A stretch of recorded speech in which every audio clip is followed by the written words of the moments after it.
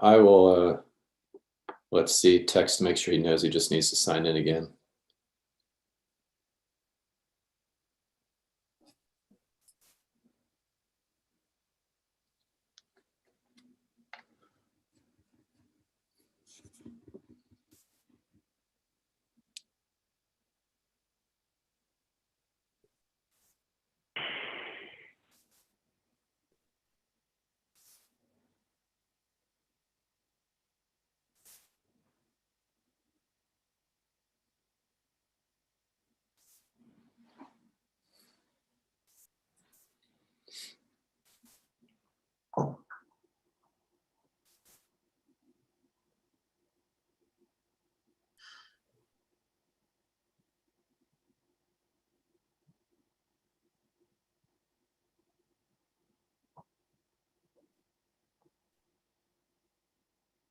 All right, are we all here?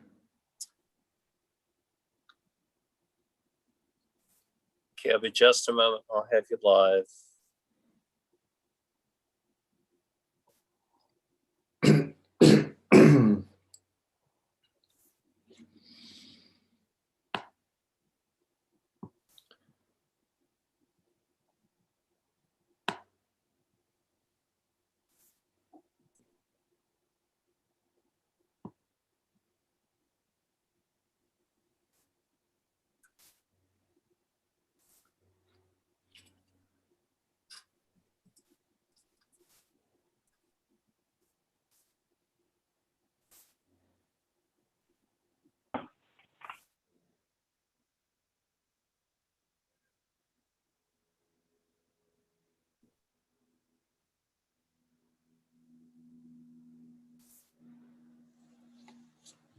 And Mr. Mayor, I have you live on the website.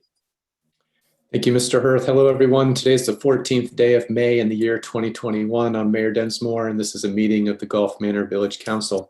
I'm currently in the Outer Banks of North Carolina, but able to join everyone tonight because we're meeting remotely by the continued authority granted us this month by the Ohio legislature, given continued concerns about the COVID-19 pandemic. If you will, please stand as you're able and join me in getting our meeting started with the Pledge of Allegiance. I pledge allegiance to the flag of the United States of America and to the republic for which it stands, one nation, under God, indivisible, with liberty and justice for all. Okay, let's start out with a roll call to establish for the record that we have a quorum to proceed. Mr. Lanzer. Mr. Batcher, Present. Ms. Chaney, Present. Mr. Knipp,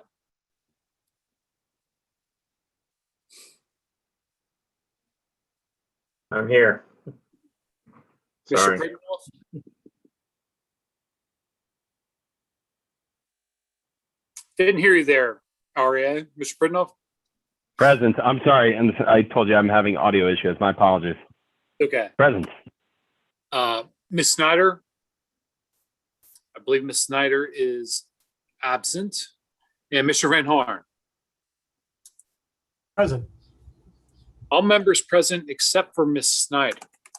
And I had heard from Ms. Snyder that she is in an area where they have no internet or cell phone connection. I accept that excuse and would ask for a motion to excuse Ms. Snyder. Motion to excuse. So moved. All those Second. in favor? All right, thank you. I'm presuming council has had an opportunity to review tonight's agenda. I have a request to amend it so that I can speak about 2 employee matters right off the bat before we approve the minutes. Do we have a motion to accept that amendment or any other amendments to tonight's agenda?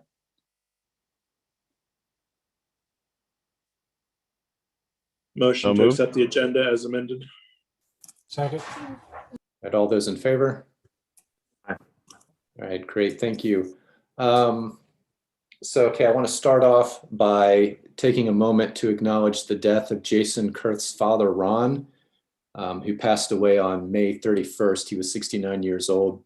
Jason is the maintenance lead with Joe in our maintenance department. Our thoughts and prayers are with Jason and his family in hopes that this time of grieving is one that strengthens them in spirit that they may always know and feel the love and support of intimate friends and family during tough times.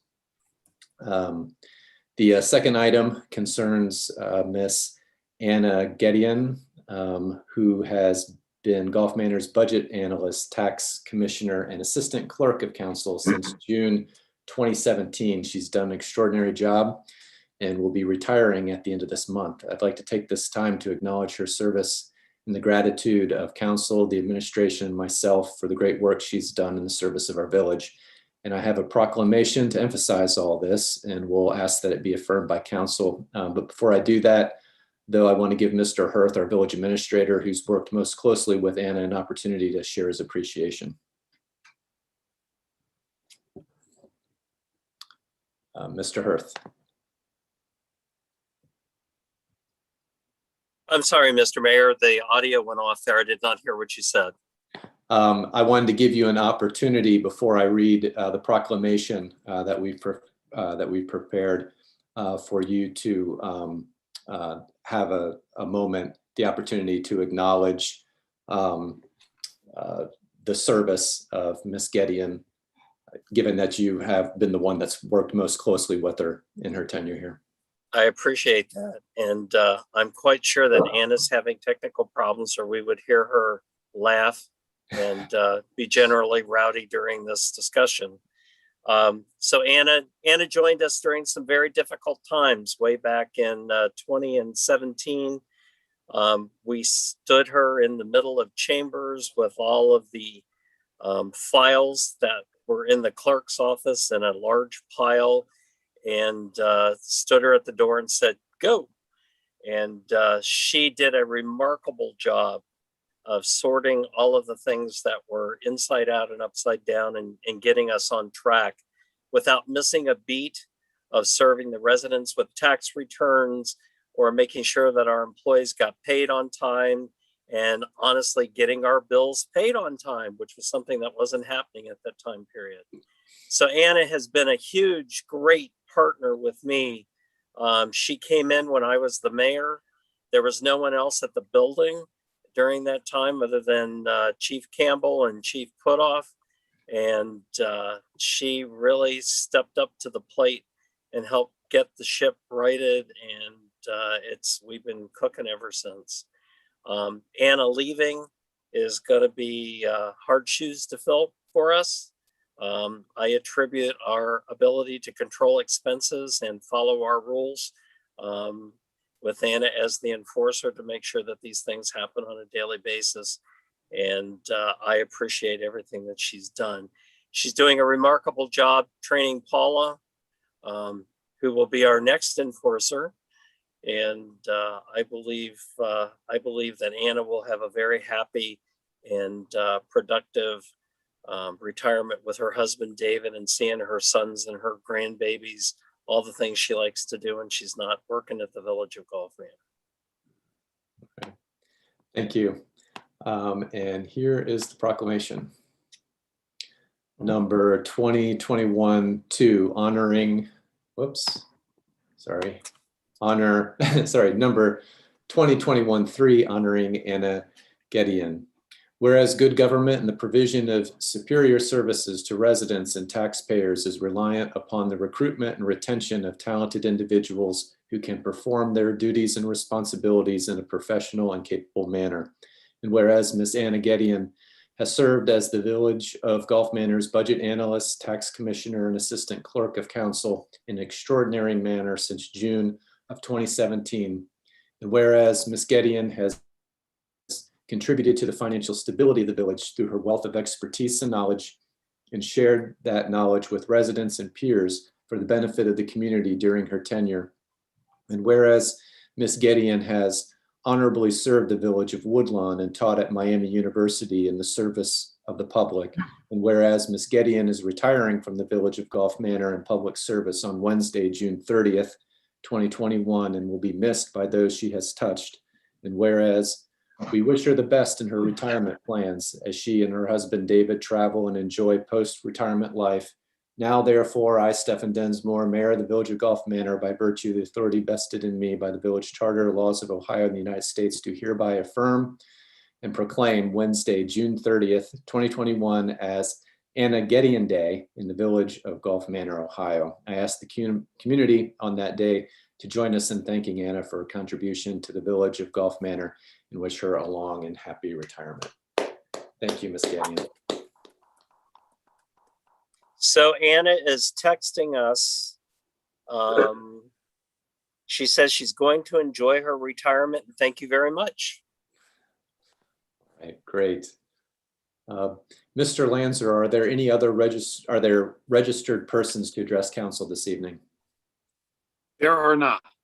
Okay, then presuming council's had an opportunity to review the prepared minutes of our previous council meeting, do we have a motion to accept or amend and accept the May 24th, 2021 minutes? Motion to accept May 24th, 2021 minutes. Second. All those in favor? All right, great. Let's see. Do we have a fire district report from District Fire Chief Timmers? Actually, Mr. Mayor, Yeah. there's a second set of minutes from June 1st to also approve. Okay. Do we have a motion? Motion to accept June 1st minutes. Second. All those in favor? All right, thank you. That's approved. And I'm presuming our district fire chief is not here. Do we have a report? Actually, there is a report that I posted at 5 o'clock in the council packet. Okay, very good. Without objection, I'll move on to the mayor's report. And the first item I have is by order of the Ohio legislature, the state stopped reporting any pandemic-related data after June 2nd. So moving forward, I won't be including this as part of the mayor's report. With that said, I've invited Hamilton County Health Commissioner Greg Kesterman to come to do a COVID debriefing with council this summer. I'd like to coordinate his visit with a ceremony recognizing healthcare professionals living in Gulf Manor who were on active duty during the pandemic. I've mentioned this before. I'll personally thank each of them and give them a framed copy of a proclamation acknowledging their heroic service to the greater community. And I'm asking him to help officiate that ceremony. The state of emergency was officially lifted on June 2nd. There are still efforts to have a COVID vaccine available for children in September this year. The CDC has reported that, unlike the case for adults and seniors, the COVID-19 virus data indicates that the virus does not cause any greater illness in children than the flu. That information's been reported on various media outlets, including NPR. The vaccine for children is still looked forward to by many families who, given their particular circumstance, would benefit from the vaccine. And finally, there are still people who are at risk, whose health condition prevents them from receiving the vaccines available, and who have thereby been advised to keep wearing masks. With that in mind, I can still get disposable masks free of cost for any of our residents who need them. We will have the entrances to the mayor's court, council meetings, and the municipal building in general. We'll continue to offer them to visitors through the summer. Next item, this month is Small Cities Month, as recognized by the National League of Cities. Small Cities Month celebrates the contributions of small cities, towns, and villages across the country and the residents who live in these communities. We have a resident in Gulf Manor, Joshua Pine, who works for the National League of Cities. He helped prepare a statement I submitted on behalf of the village celebrating the work that members in our community have engaged to bring neighbors together and stay connected. The statement also shared how we're all excited to begin more gatherings in person that allow neighbors to reconnect. I want to thank Mr. Pine for his service, helping us get the word out on national level about the awesome community efforts going on in Gulf Manor.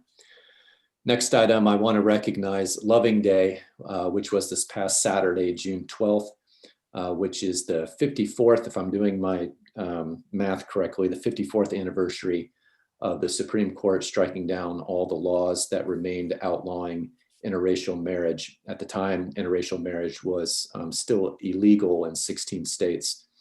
It was a unanimous decision of the Supreme Court in 1967 that these state laws forbidding interracial marriage were a violation of the Constitution.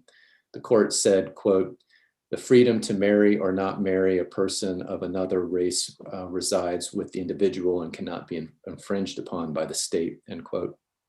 Loving Day gets its name from Mildred Loving. Her maiden name was Jeter, who married Richard Loving in Washington, D.C. in 1958. Reportedly, Mildred did not realize that interracial marriage was illegal, and they were arrested a few weeks after they returned to their hometown in North Richmond, Virginia. They pleaded guilty to charges of, quote, cohabiting as man and wife against the peace and dignity of the Commonwealth, end quote, and avoided jail time by leaving Virginia and agreeing not to return to the state for 25 years. The Lovings moved to Washington, D.C. and began legal action by writing the U.S. Attorney General Robert F. Kennedy. Kennedy referred the case to American Civil Liberties Union, and after the Supreme Court unanimously ruled in favor of the young couple, they returned to Virginia, where they lived with their 3 children. The Lovings remained married until 1975, when Richard was tragically killed when a drunk driver slammed into his car. Mildred never remarried and died in 2008 at the age of 69. The next item, my final item, each month this year, I've included in my mayor's report a reflection on the diversity of our nation and how it relates to the diversity of our village and the greater strength we have when we educate ourselves to the experiences beyond our own and the history our country has had, including the shortcomings and tragedies in our continuing journey to better manifest the ideals laid out in our country's founding documents. I believe we're indeed stronger when we come together in celebration of that diversity, which is why I've committed to doing these spotlights each month. My wife and I got married in 2010, which was 5 years before the Supreme Court. My wife and I got remarried in 2010, which was 5 years. God, did I say remarried? My wife and I got married in 2010, which was 5 years before the Supreme Court decision, which made gay marriage legal in the United States.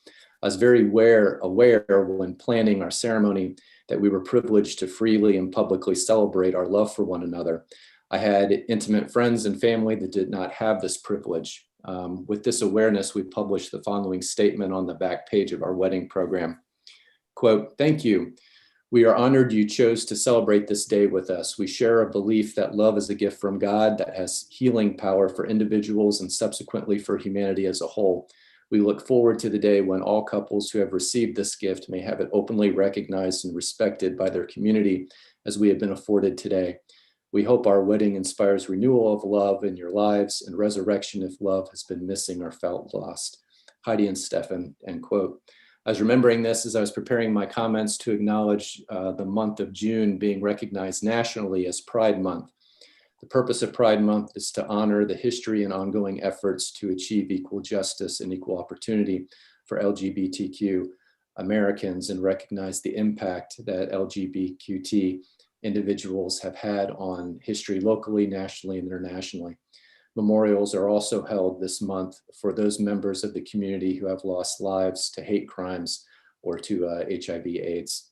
Some of the stats that highlight where continuing efforts are still needed include more than half of LGBTQ Americans report hiding a personal relationship, and about 1/5 to 1/3 have altered other aspects of their personal or work lives to avoid the experience of discrimination. More than 1 in 3 LGBTQ Americans face discrimination of some kind in the past year, including more than 3 in 5 transgender Americans. Discrimination adversely affects mental and economic well-being that leads to many of these Americans postponing or avoiding essential services, including medical treatment. And then this one particularly affected me. Having one accepting adult in their life can lower the LGBTQ youth's risk of attempting suicide by 40%, which emphasizes for me the importance of advocacy and proclamations like I'm about to make. Number 2021-2. He gets another meal. Honoring LGBTQT Pride Month.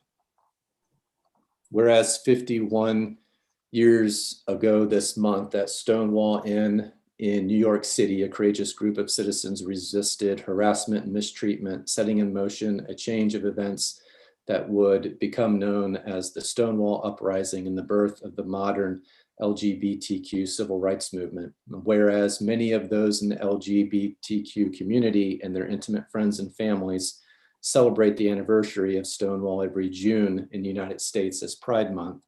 And whereas the Stonewall Inn, as well as the nearby park and neighborhood streets surrounding it, are on the National Register of Historic Places. And whereas I am proud of the work that our council and the overwhelming majority of Gulf Manor residents have taken to combat discrimination and ensure that our LGBTQ brothers and sisters have the same rights guaranteed to their fellow residents.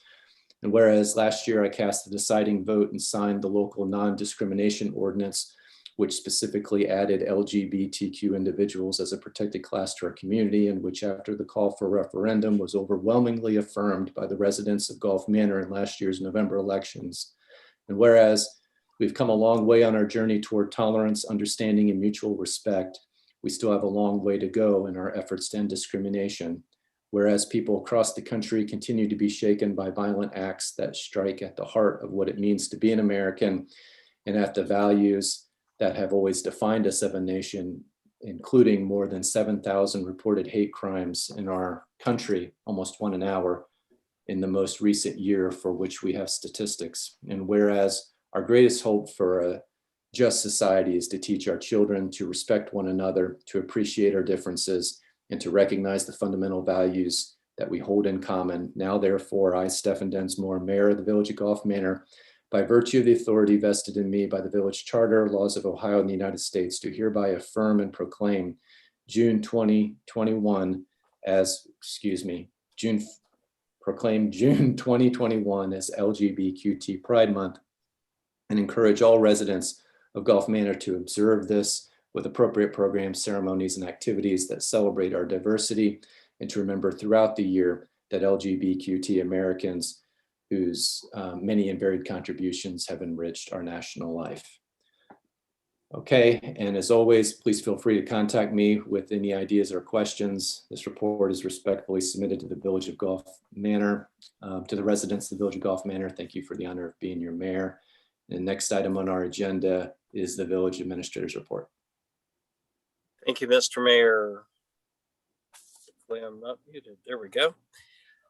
Couple of things this evening. Upon Anna's retirement, we need to address the business of appointing Paula Bergen to the Tax Commissioner and Assistant Clerk of Council position. In Mr. Donnellan's report this evening, I'm going to ask Council to do that with a resolution that will accomplish that effective July 1st. There is a 4th of July parade being planned for this year. I had asked Sergeant Reed to be here this evening to talk a little bit about the specifics about who's going to be in the parade. I'm understanding that it's going to be pretty impressive in terms of what we had done prior to the pandemic. Rodney from FC Cincinnati is going to be in the parade again this year, as well as our Little Miami Fire District equipment, our police officers, and a lot of the various vendors and folks that we work with. One of the things that council would be very helpful to figure out for us, we generally appoint someone to be a grand marshal. There are a couple of thoughts that I've had about that I would appreciate some input coming from you folks. One is to honor our first responders who have been working with us throughout the pandemic. The other is to honor the people who are in healthcare. I know the time is coming up short here, but if anybody has some ideas about that, let me know. And we need to try and make that happen before Sunday, July 4th. Project 47, I wanted to give a quick update on that. That will be something else that Mr. Donnellan talks about in his report this evening.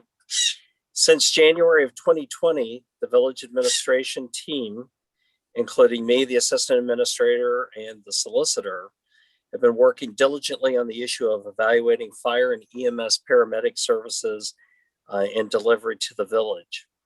In addition, Mr. Lanzer, in his role as a member of the Little Miami Fire and Rescue District Board, has been working issues such as collective bargaining for the employees and other issues regarding the fire district. I'm proud of our team and the work that has been done, as well as by the Project 47 Task Force team that had been meeting on regular intervals in this time period.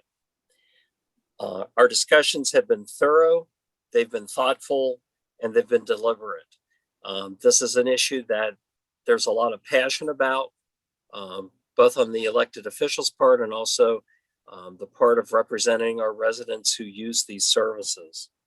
Our discussions, and I should say our purpose in reviewing this, is to ensure the council is mindful of the time and financial resources that have been invested and devoted to this issue over the past 18 months. The administration will offer a summary of these activities to you tonight. In addition to that, we are depending on this information to help support you, our elected officials, in formulating any decisions that you make going forward on how we will offer services and allow you to ask any questions that you have in making these decisions.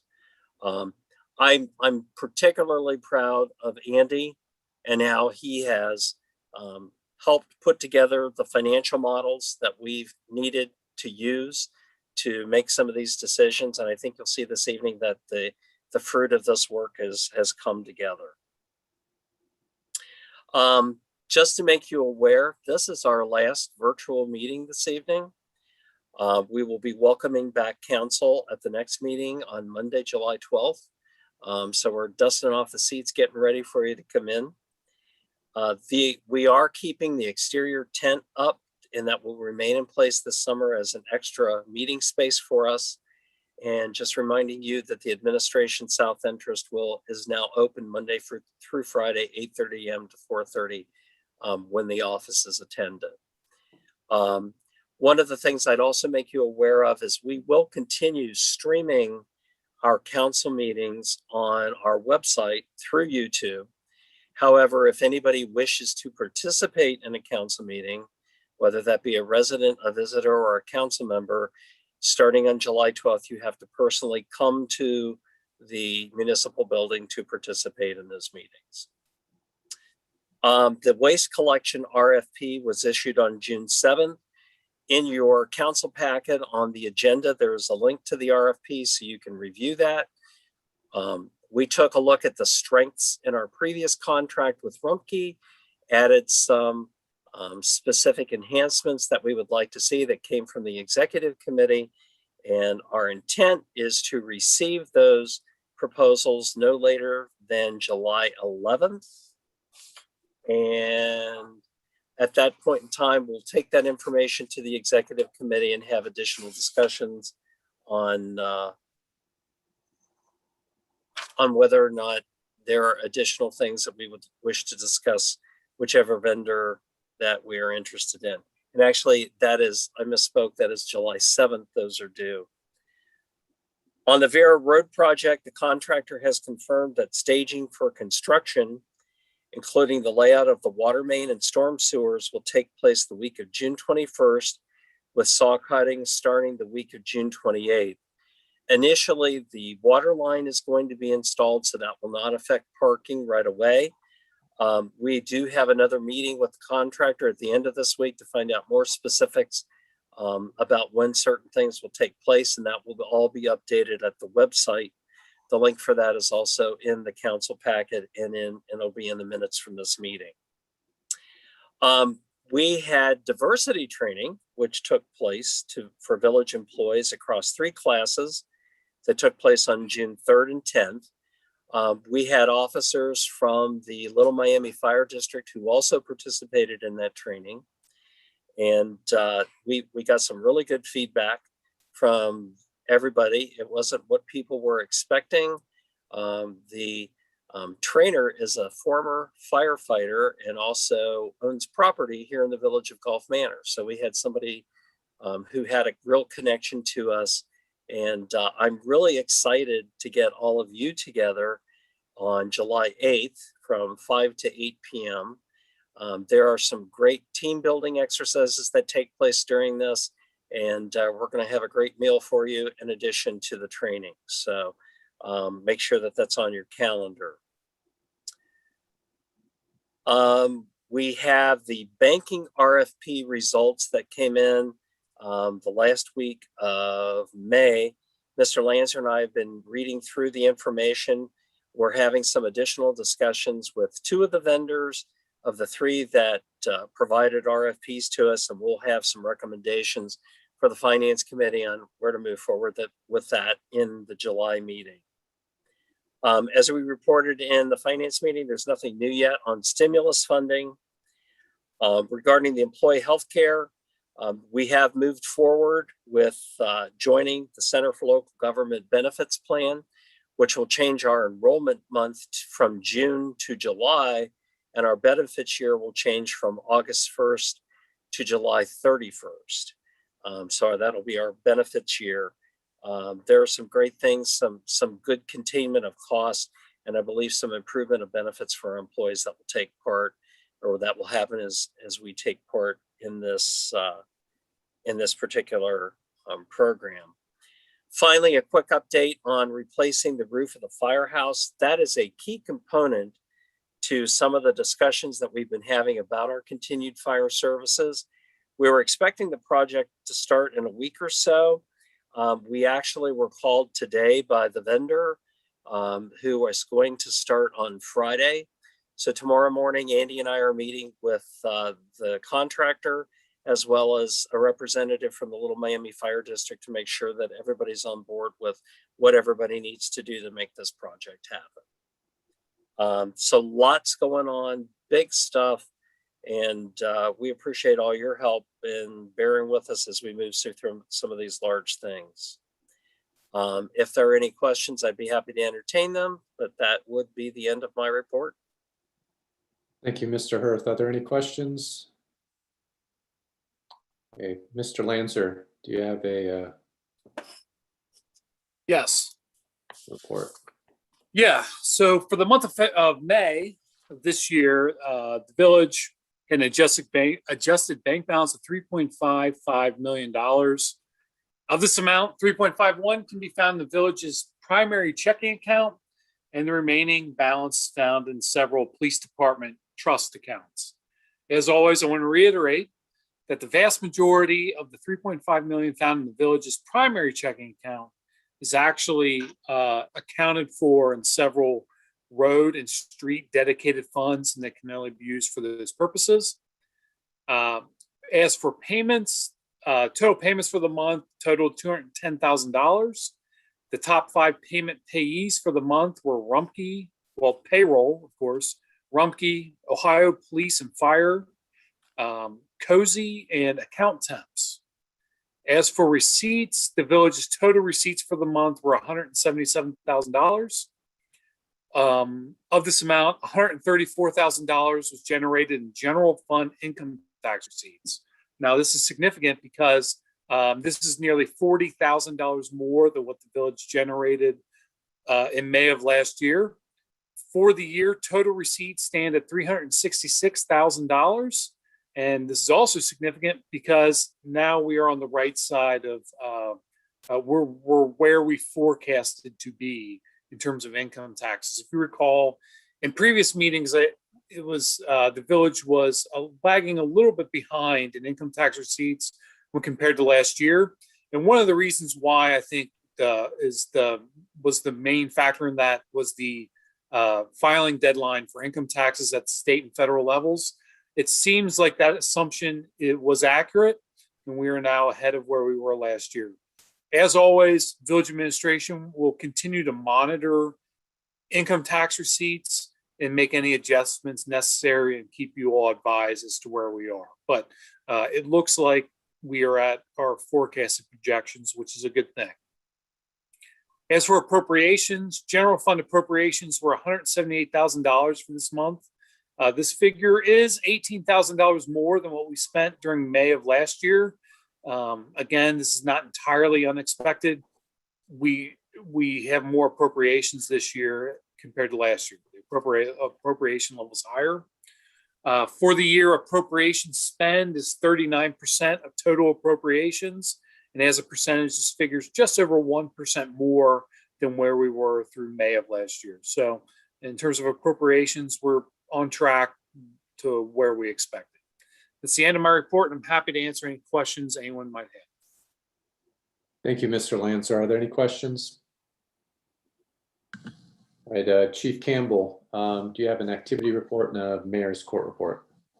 Good evening. In lieu of an activity report, I want to speak to an incident you may have heard of over the weekend. Saturday night, right about midnight, 4 teenagers were walking in a 6,000 block of Ridge Acres when an unknown subject fired from a moving vehicle at the subjects, striking one of them in the neck. That individual was 16 years old. He's been transported to the hospital. His condition is not being shared, but he's with us. I want to thank the Sheriff's Office and Norwood PD for their assistance. They responded to help settle the area. The Sheriff's Department has been a great partner in helping process the crime scene with us and work on this investigation with us. As we learn more, I'll share that with the body here. That's all I have on that, unless there's any questions. Okay, moving on to the mayor's court report for the month of May. Total to the village, $2,386. Total to the state, $540.50. The other line is $43.50 for a total of $2,970. That is the end of the mayor's court report. Thank you, Chief. Are there any questions from council? All right, I believe it's that time when we do a second. Yeah. Before we do that, I think we're going to need a motion to accept the mayor's court report. Yes, thank you. As always, Mr. Lancer. Do we have a motion to accept the mayor's court report? I'll make a motion. Is there a second? Second. All those in favor? Without objection, I'll take that as unanimous among our present members. Thank you, Chief and Mr. Yes. Mr. Lancer, I don't believe we affirmed the financial report either. No, we did not. I'm sorry. Do we have a motion to affirm the financial report? So moved. Second. Second. All those in favor? Without objection, I'll take that as unanimous of the present members. Thank you, Mr. Lancer. Will you do the honor of a roll call for? Yes. Mr. Betcher, Here. Ms. Cheney, Here. Mr. Knipp, Present. Mr. Pridnoff, Present. and Mr. Van Horn. Sorry, you missed the button. Present. All members are present. Thank you, Mr. Lancer. Mr. Donnellan, our solicitor, legislation and discussion. Thank you. Before I get into the two pieces of legislation, dot I's and cross T's, I think earlier in the meeting, Mayor, you had said you were asked council to affirm both of your proclamations, and I'm not sure we have that motion and affirmation of those two proclamations, if you want to do that within the minutes now. Yes, I apologize. I actually was requesting affirmation for the proclamation honoring the service of Anna Gedeon. And if we could get a motion for that affirmation. So moved. Is there a second? Second. All those in favor? Without objection, I'll take that as unanimous from all the members present. Thank you, folks. And you have your proclamation for Pride Month, I believe. I did not ask for an information, discussed this with administration, and also received legal counsel last week that I do not require affirmation. So we have two pieces of legislation tonight, two resolutions, and I would ask for a motion to read both of them by title only. Is there a motion? Motion. Second. All those in favor? Thank you. The first is Resolution 2021-20. Is a resolution appointing Paula Bergen to the position of Assistant Clerk and Tax Administrator and declaring an emergency. And I would ask a motion to approve this as an emergency. Motion to approve as an emergency? Second. And then this is just a resolution formally appointing Ms. Bergen to take the role of Tax Administrator. We have a Tax Administrator in our Code of Ordinances as required by the state of Ohio. Even though Rita administers the program for us, we still have to have a local administrator. And also Ms. Gideon has filled the role of Assistant Clerk, and we're appointing Ms. Bergen to that role effective when she begins her employment at the end of this month. So it's an emergency because it would be 30 days out. We'd have a gap of about 2 weeks if we did not pass it as an emergency this evening. Is there a motion? So we, So we just need a roll call vote at this point. Mr. Betcher, Yes. Ms. Cheney, Yes. Mr. Knapp, Yes.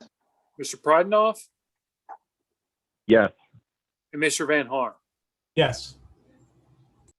Second is Resolution 2021-21, entitled a resolution authorizing the village administration to apply for and participate in funding to support repairs to Elbrook Avenue.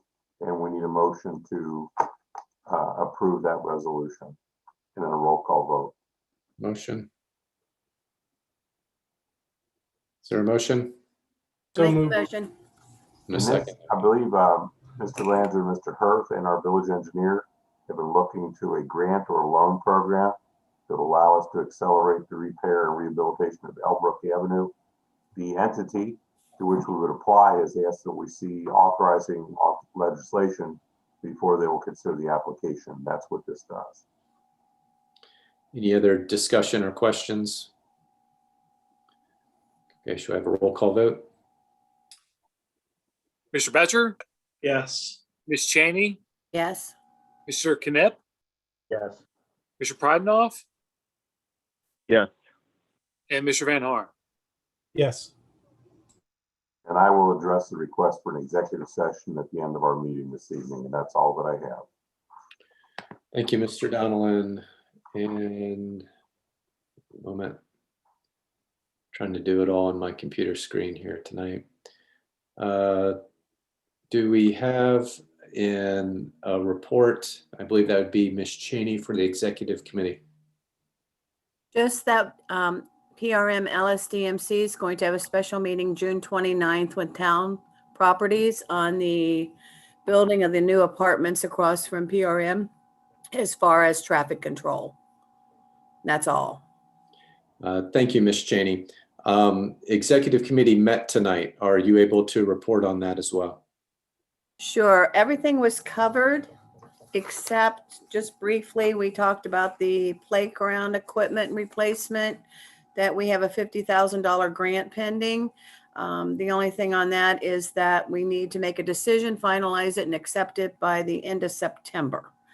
And then briefly, we brought up the gateway sign replacement, which Mr. Pridenoff is working with somebody on a donation with. And that's all. I think everything else was covered by Mr. Hirth earlier. Great, thank you.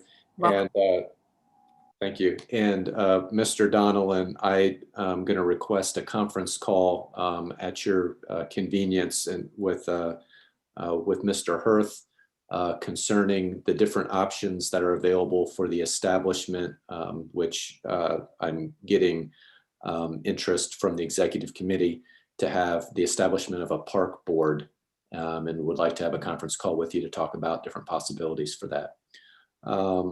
And with that, let's see, do we have a nonprofit report, Mr. Pridenoff? No reports. Thank you. Is there a fire district board member report, Mr. Lanzer? The next LMFR Fire Board meeting will be virtual this Wednesday, June 16th at 6 p.m. And I believe a link to view it will be on the village website. Great, thank you. Mr. Betcher, is there a planning commission report other than the next scheduled meeting? No report. Okay, so the next planning commission meeting is scheduled for Monday, August 2nd, 2021, 6:30 p.m. Mr. Knepp, Engagement Committee. No report. Mr. Betcher, Finance Committee. Finance Committee met this evening, discussed a range of topics. Couple items, we're looking at adding a detailed pay for the police officers who work specific details within the village. And for example, the OVI task force, where we are reimbursed by the state of Ohio. We discussed the Elbrook Road project and the firehouse roof. And then we did discuss salary. Mr. Hirth, do you want to discuss what we discussed Sure. in executive session? Sure. I need Andy to put his hands over his ears. I'm kidding. I'm making a recommendation to council that we give Andy a 3% adjustment to his salary. That would equal $1,888 annually. Taking him, had it right here. Yeah, I knew I shouldn't have cleaned up. Oh, here it is. Takes his current salary at $62,691 to $64,579. This is within my authority to make this adjustment under our current pay ordinance, but I got an endorsement from the Finance Committee to do this, and I would appreciate an endorsement from the rest of council. Mr. Lanzer has been instrumental in helping us put together the financials for anything that we do with the fire district, in addition to some of the other projects, which there's oddly enough, a lot of things going on other than the fire district. In addition to his supervision of the maintenance department, we had a discussion about my wish to start to turn his focus to some of the economic development things that we need to start accomplishing, and trying to start to move him out of direct supervision of the maintenance department. But with all of those things in consideration, I think Andy performs at an exceeds expectation and outstanding level, and has done so since he's worked with us. And I would like to make that adjustment. Do we have a motion to express endorsement?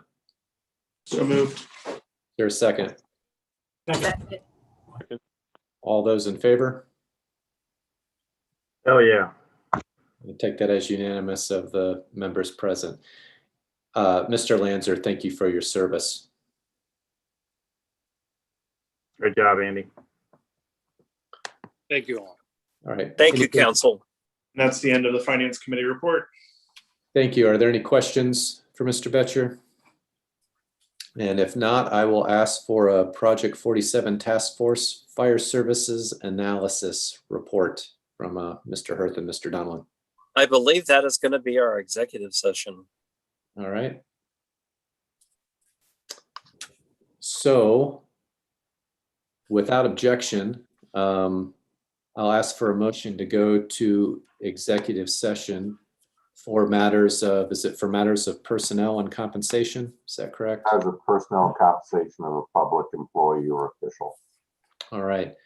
And for those that are viewing, that's going to look like, should we pass this motion, it's going to look like us going dark for a while we meet privately for discussion. We'll return for a motion to adjourn after that executive session. Is there a motion to go to executive session for matters of personnel and compensation of a public official? So moved.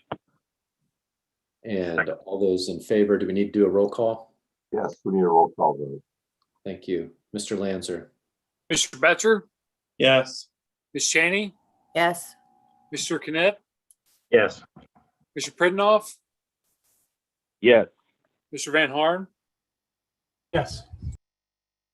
Right, All right. I'll ask Mr. Hirth to do the magic. Okay, we'll see you on the other side.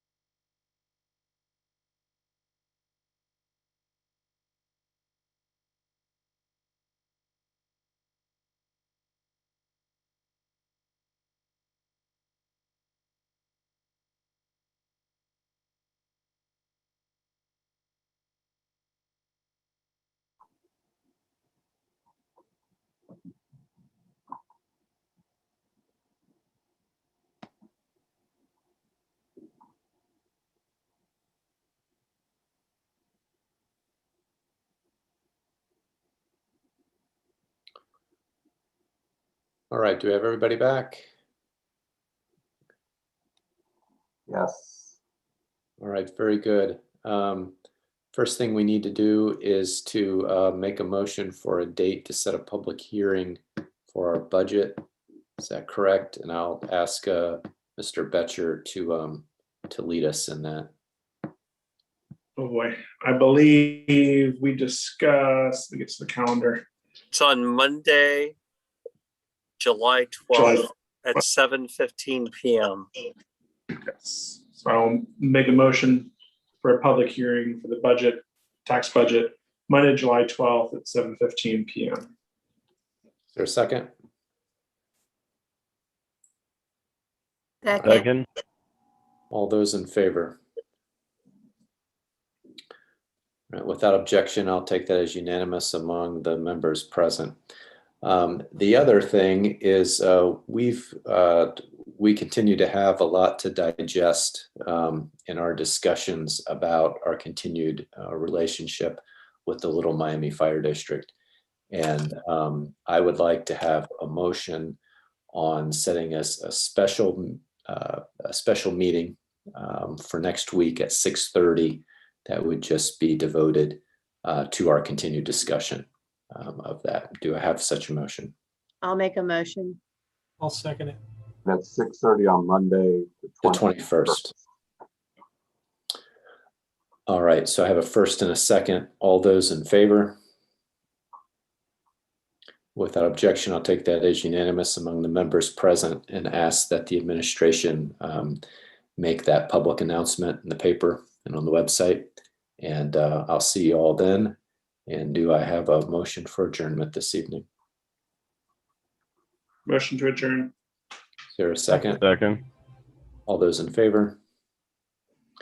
Thank you, everyone, for Thanks, your service. everybody. Good night,